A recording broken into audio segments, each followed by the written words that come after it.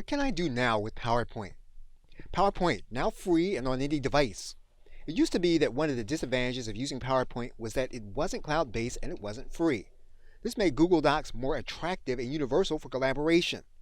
That's now changed, and you can use PowerPoint in both desktop and mobile.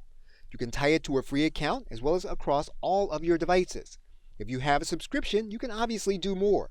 But collaboration is now much easier using this classic application. Multimedia tools. Naturally, there's a benefit to using tools dedicated to creating, recording, and editing videos.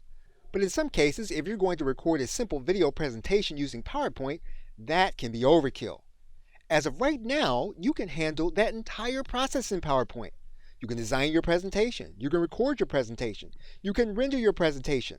So in some cases, you can eliminate the need for switching between 3 applications in this one process. It can now all be done in PowerPoint. A technical masterclass? Walking through the necessary technical processes can help you get the most of PowerPoint. Once you understand them, you can spend more time on your ideas and less time on the technology. Now, in most cases, you'll only need to do the setup process once before you know it well enough to use it and teach it to someone else. Now, there is a step-by-step video course that will walk you through the lesser-known and used processes to make them doable. They can be broken down into 20 short steps that you will be able to understand and explain to others or implement yourself. If you'd like to find out more about that course, check out the link you see on your screen.